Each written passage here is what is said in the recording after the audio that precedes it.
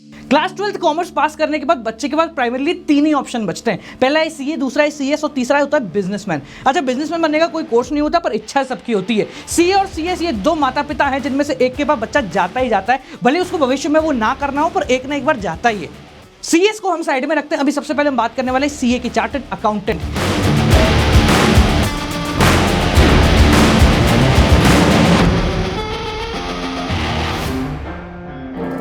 So how many of you are excited for the MBT series? Accountancy, Economic, Business Studies, तीनों।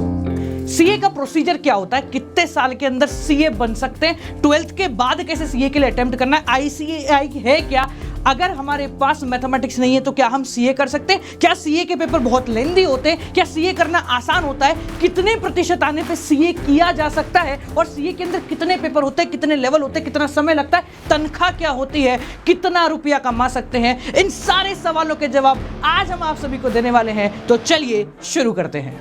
अगर आपने अभी भी क्लास 12 खत्म करी है या क्लास 12 के अंदर हो और ये जानना चाहते हो कि किस प्रकार से सीए करते हैं, तो ये वीडियो बिल्कुल आपके लिए है। बेसिकली जो भी स्टूडेंट अभी क्लास 12 के अंदर है वो ICAI, institute of chartered accountant of India, जो कि सीए कंडक्ट कराता है, उसके थ्रू रजिस्ट्रेशन करा सकते हैं और सीए के अंदर एनरोलमेंट करा सकते हैं। अगर मैं आपसे सिंपली बात करूं तो सीए के फाउंडेशन का जो लेवल होता है उसके अंदर क्लास 12 का स्टूडेंट जो है एनरोल कर सकता है। भले ही आपने 12th पास आउट कर ली है या फिर 12th के अंदर एनरोलिंग हो, अभी 12th कर रहे हो, तो भी आप लोग सीए फाउंडेशन कर सकते हैं। सबसे इंपॉर्टेंट चीज ये होती है कि बच्चों में सबसे बड़ा कंफ्यूजन है कि अगर हमारे पास 12th के अंदर मैथमेटिक्स नहीं है तो हम सीए नहीं कर सकते। सबसे बड़ा मिथ है। But the thing is that अगर आपके पास मैथमेटिक्स नहीं है तो भी आप सीए कर सकते हो, क्योंकि मैथमेटिक्स जो होती है वो आपके फाउंडेशन लेवल के ऊपर ही आती है, उसके बाद मैथमेटिक्स नहीं आती है। ठीक है, नेक्स्ट चीज सबसे बड़ा कंफ्यूजन है कि बीकॉम और जो सीए है इन दोनों के बीच में डिफरेंस क्या है। एक बेटा आपका प्रोफेशनल कोर्स है, एक डिग्री कोर्स है। ठीक है, प्रोफेशनल कोर्सेज का कोई कॉलेज नहीं होता है, यानी सीए का कोई स्पेसिफिक कॉलेज नहीं है। आपको सीए एक एज अ प्रोफेशनल कोर्स करनी है और बीकॉम जो होते है एज ए डिग्री करनी है। ये दोनों साथ बाय साथ चलती हैं, ये तो पटरियां होती हैं, एक साथ चलती रहती है, मतलब ये भी चलता है और ये भी चलता है। ठीक है, हाँ, कुछ लोग ऐसे कह सकते हैं कि अगर आप चाहें तो बीकॉम पूरा खत्म कर लें, उसके बाद फिर डायरेक्ट सीए इंटरमीडिएट में घुस जाएं। It could also be possible, but अगर आप बीकॉम करते हो साथ साथ में तो आपके पास एक ऑप्शन बचता है कि हाँ भाई, अगर मैं सीए नहीं कर पाया, कुछ हुआ या नहीं हुआ, तो मेरे पास एज अ डिग्री मेरे पास अवेलेबल है। एंड बेसिकली अगर आप इंडिया के बाहर जाते हैं तो आपको एक डिग्री की मैंडेटरी होती ही होती है कि आपको एक डिग्री चाहिए।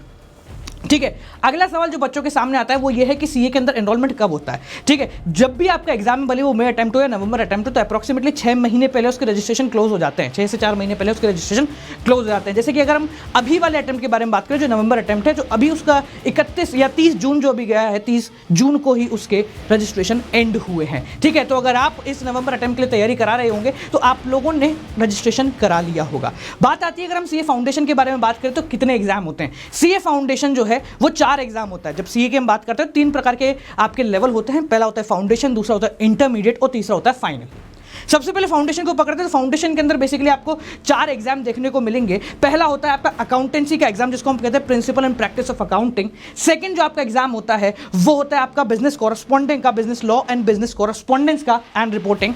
तीसरा जो एग्जाम होता है वो आपका होता है business mathematics, reasoning and statistics. और जो चौथा एग्जाम होता है वो होता है आप लोगों का बिजनेस इकोनॉमिक्स का। अब यहां पर एक चीज को समझना, ये जो एग्जाम है ये 2 टुकड़ों में टूटते हैं। एक होता है सब्जेक्टिव, एक होता है ऑब्जेक्टिव। जो सब्जेक्टिव एग्जाम है पेपर नंबर 1 और पेपर नंबर 2, यानी कि बिजनेस लॉ वाला और आपके अकाउंटेंसी वाला, ये दोनों जो एग्जाम है ये सब्जेक्टिव होते हैं। 125 नंबर का पेपर आता है जिसमें से आपको 100 नंबर का करना होता है पेपर। ठीक है, इसमें किसी प्रकार की कोई नेगेटिव मार्किंग नहीं होती। 3 घंटे का पेपर होता है, 15 मिनट का जो होता है आपका रीडिंग टाइम इसके अंदर मिल जाता है। जो बाकी 2 पेपर होते हैं, यानी कि मैथमेटिक्स का हो गया और आपके बिजनेस इकोनॉमिक्स का हो गया, इसके अंदर आपके कंप्लीट एमसीक्यू बेस्ड पेपर होता है। 100 एमसीक्यू आप लोगों को मिलते हैं। अगर आप गलत करते हैं तो इसके अंदर नेगेटिव मार्किंग होती है 0.25, यानी कि अगर सही किया तो 1 नंबर और नहीं किया, गलत कर दिया तो -0.25 आप लोगों को यहां पर मिलता है। तो 4 गलत क्वेश्चन मतलब 1 नंबर आप लोगों के चले जाएंगे। अगर हम बिजनेस मैथमेटिक्स को पकड़ें, जो मैथमेटिक्स, रीजनिंग और स्टैट्स का जो पेपर है उसके अंदर 40 नंबर की आपकी आती है मैथमेटिक्स, 20 नंबर की आती है आपकी रीजनिंग और बाकी 40 नंबर की आपकी आती है स्टैटिस्टिक्स। ठीक है, तो ये बेसिक 4 पेपर हो गए जो कि आप लोगों के यहां पर आपको देने पड़ते हैं। अगर मैं सीए के रिजल्ट के बारे में बात करूं तो अगर आपको पास होना है तो बेसिकली आपको हर एक पेपर के अंदर, पेपर 1, 2, 3, 4 चारों के अंदर मिनिमम 40% मार्क्स चाहिए और चारों का एग्रीगेट जो होता है वो आपको 50% चाहिए। जो बच्चे सोच रहे होंगे कि यार 12th के अंदर अगर मैं 90-95 ला रहा हूं तो 50% सीए लाना मुश्किल क्यों है, तो बेटा बेसिकली जिस प्रकार से आप ये मानते हैं कि 12th के अंदर जो बेंचमार्क है वो 95% है, उसी प्रकार से सीए के अंदर जो मिनिमम बेंचमार्क होता है वो 50% होता है। ठीक है, आप इससे ज़्यादा लिया है तो आप पास हो जाओगे। यहाँ पर ये कॉन्सेप्ट नहीं होता कि 60% वाला ज़्यादा बेहतर है, 70% वाला ज़्यादा बेहतर है। एवरीथिंग रियलाइज कि आपने पहला लेवल क्लियर कर लिया है। अगर मैं इसकी फीस के बारे में बात करूं कि भाई क्या फीस होती है, तो सीए फाउंडेशन में एनरोल कराने के लिए जो आईसीएआई फीस लेता है वो होती है करीब 9,400 रुपए, जिसके अंदर बुक्स इंक्लूडेड होती हैं। आप चाहो तो वेबसाइट पे जाके बुक्स ले सकते हो, और अगर आप नहीं चाहते, मतलब वेबसाइट पे तो पीडीएफ मिल जाता है, और अगर आप चाहें तो उसको आप घर पे भी मंगा सकते हैं, आपके घर पे बुक जो है डिलीवर हो जाएगी। अगर मैं एग्जाम फीस के बारे में बात करूं तो एग्जाम फी फाउंडेशन के लिए होती है 1,500 रुपए। अब ये कॉन्सेप्ट क्या है, रजिस्ट्रेशन एक बार होता है, एग्जाम फी बार बार लगती है। मतलब अगर आप फाउंडेशन में फेल हो जाते हो तो आपको 9,400 रुपए तो आपने दे चुके हैं, वो वापस नहीं देने, सिर्फ 1,500 रुपए आपके लगेंगे, जिसके अंदर आप वापस से फाउंडेशन का एग्जाम अटेम्प्ट कर सकते हो। इसके बाद जो लेवल आता है वो सेकंड लेवल होता है, जिसको हम कहते हैं CA intermediate level. CA intermediate level की आईसीएआई की रजिस्ट्रेशन फीस होती है करीब 18,000 रुपए, और इसके अलावा जो एग्जाम फीस होती है वो होती है करीब 2,700 रुपए। सेम प्रोसीजर यहां पर भी लगा होता है कि आपको एग्जाम फीस बार बार देनी है जितनी बार भी आप एग्जाम कंडक्ट कराते हैं। इसके बाद आता है थर्ड लेवल, जिसको हम कहते हैं सीए फाइनल का लेवल। सीए फाइनल के लेवल में है ना थोड़ा सा फायदा आपको मिलता है। रजिस्ट्रेशन फी 22,000 रुपये होती है, और अगर हम बात करें एग्जाम फी की तो करीब 3,500 रुपये की आपकी एग्जाम फी यहाँ पर होती है। अब यहाँ पर एक सबसे इंपॉर्टेंट बात यह है कि सीए पहला ऐसा कोर्स है जो कि आपको जब तक सीए बना नहीं देता तब तक पूरी की पूरी तनख्वाह, मतलब जितना आपने सीए बनने के लिए लगाया वो सारा का सारा आपको रिटर्न मिल जाता है। जैसे फाइनल की तरफ तैयारी करें तो आपको स्टाइपेंड मिलना स्टार्ट हो जाता है। इट स्टार्टेड फ्रॉम अप्रॉक्सीमेटली 4,000-6,000 रुपये से मिलता है, और अगर आप किसी बड़ी कंपनी के साथ जाते हो तो पॉसिबली आपके टैलेंट के ऊपर वो स्टाइपेंड बढ़ता जाता है। तो अगर मैं एक एवरेज पकड़ के चलूं तो करीब 1.5 से 2 लाख रुपए का आपका स्टाइपेंड हो जाता है 3 साल के अंदर। यानी कि हम ये मानते हैं कि जब तक आप सीए बने ना, तो सीए बनने के लिए आपने जितना पैसा लगाया उससे ज्यादा पैसा सीए के कोर्स ने आपको ऑलरेडी कमा के दे दिया। तो इसको हम कहते हैं 100% पे बैक गारंटी। ठीक है, तो अगर आप सीए करते हो तो आपको एक भी पैसा नहीं लगाना, जो भी आप लगाओगे वो इंटरेस्ट के साथ रिटर्न आपके घर पे आ जाएगा। यानी कि आप लोगों को फायदा हो जाएगा, कोर्स भी हो जाएगा, आपके नाम के आगे सीए भी लग जाएगा, और जो पैसा लगा था वो भी आ गया, और सीए की कमाई जो है वो उससे बेहतर होना शुरू हो जाएगी। अगर हम बात करें सिंपली यार सीए की एवरेज कमाई कितनी होती है, तो बेसिकली सीए एक ऐसा प्रोफेशनल कोर्स है जिसकी एवरेज कमाई जो है ना वो हम काउंट नहीं कर सकते। होने को अगर आप एवरेज कमाई के बारे में बात करें तो करीब 60-70-80 हज़ार रुपये महीना हो जाती है। बट अगर आप किसी अच्छी कंपनी में लग जाते तो और भी बेहतर आपकी कमाई हो जाएगी, और अगर आप पर्सनल करते हैं तो उसमें भी आपके बहुत ज़्यादा स्कोप है। अच्छा, एक चीज़ और बता दूँ, इंडिया के अंदर सीए की रिक्वायरमेंट है ना बहुत ज़्यादा है, क्योंकि जैसे डिजिटलाइजेशन हो रहा है, सब कुछ ऑनलाइन आ रहा है, तो वैसे के उसी के साथ हर एक दुकान पर एक सीए की रिक्वायरमेंट बन जाएगी।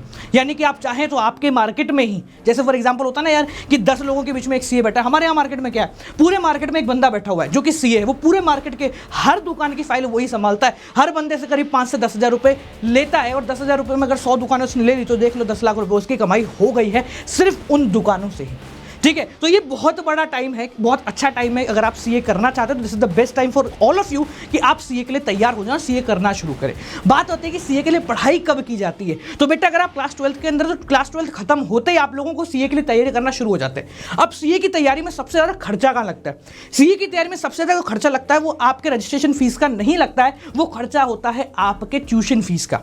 अब क्योंकि कोरोना आ गया, सब कुछ ऑनलाइन हो गया, तो यहाँ पर ये फैसिलिटी आप लोगों को मिल सकती है कि अगर आप घर बैठे पढ़ना चाहते हो तो आप लोगों का खर्चा जो है ना वो 1/10 से भी कम हो जाएगा। यानी कि अगर मैं बेसिकली आपको बात करूं तो अगर आप कहीं बाहर जाते हो, सीए फाउंडेशन, इंटरमीडिएट और फाइनल का अगर मैं एवरेज पैकेज बोलूं तो वो बहुत बड़ा हो जाता है। ठीक है, कोचिंग फीस से ज़्यादा वहाँ रहने की फीस जो होती है ना वो बहुत बड़ी हो जाती है, और अगर हम यहाँ पे घर बैठे बैठे करते तो करीब 20-30-50 हज़ार रुपए के अंदर आप सीए कर सकते हैं। बट मेक श्योर सीए अपने आप करने से बेहतर है कि आपको एक मेंटर चाहिए होता है। इसका रीज़न क्या है, सिंपल सा रीज़न मैं आप लोगों को देता हूँ। आपने कभी गली क्रिकेट खेला होगा, खेला हो ना गली क्रिकेट। जब हम गली क्रिकेट खेलते तो हमें कोई कोच की आवश्यकता नहीं पड़ती, कोच की आवश्यकता इंटरनेशनल मैच के अंदर पड़ती है। ठीक है, तो वही कॉन्सेप्ट यहां पर आता है कि अगर आप अपने दोस्तों के साथ कंपीट कर रहे हो तो आप लोगों को किसी कोच की, किसी मेंटर की आवश्यकता नहीं है, क्योंकि आप उस दोस्त को देखकर पढ़ाई कर लोगे। पर जब आप all India level, pan India level पर काम कर रहे हो तो आप लोगों को मेंटर की आवश्यकता पड़ती है। So it is best for you कि अगर आप कोई प्रोफेशनल कोर्स करते हैं तो एक मेंटर आपके पास होना 110% जरूरी है। ठीक है, लास्ट सवाल के ऊपर आते हैं कि बेटा अगर हम अभी भी तुम लोगों के दिमाग में कोई सवाल है, ये जानना चाहते हो कि सर कोचिंग कहाँ लेनी है, कैसे लेनी है, कितने पैसे लगते हैं कोचिंग के, ऑनलाइन अगर हम जाएं तो कौन कौन सी फैसिलिटी हम देखनी चाहिए कि भाई साहब ये फैसिलिटी तो कोचिंग के अंदर होनी ही होनी चाहिए, अगर ये नहीं है तो नहीं जाना है। ठीक है, क्या पेन ड्राइव लेसन से काम हो सकता है? क्या मतलब कोई हमें रिकॉर्डेड वर्जन दे दे, हम उसको 1.5-2 बार देखें उससे काम हो जाएगा? या फिर किसी भी प्रकार का कोई भी डाउट है, सीए से रिलेटेड, रजिस्ट्रेशन से रिलेटेड, एग्जाम से रिलेटेड, फॉर्म फिलिंग से रिलेटेड, किसी भी प्रकार का अगर कोई डाउट हो तो डिस्क्रिप्शन में मैंने एक गूगल फॉर्म छोड़ा हुआ है, उस गूगल फॉर्म को जैसे ही आप भर देंगे तो आप लोगों के सारे डाउट, एवरी सिंगल डाउट जो कि आपके सीए से रिलेटेड होगा, उसको क्योर करने की जिम्मेदारी मेरी हो जाती है। इस वीडियो को अपने सारे सीए फ्रेंड्स के साथ शेयर कर दो, क्योंकि सीए जो है ना वो कोई कोर्स नहीं है, वो एक इमोशनल, सीधा दिल से कनेक्ट होता है, क्योंकि कॉमर्स वाला बंदा यूनिटी लेता है और सीए वाला बंदा कॉमर्स की शान होता है। आपसे मिलते हैं अगली वीडियो के साथ। Till then guys, keep on watching, good night, bye bye, नमस्कार।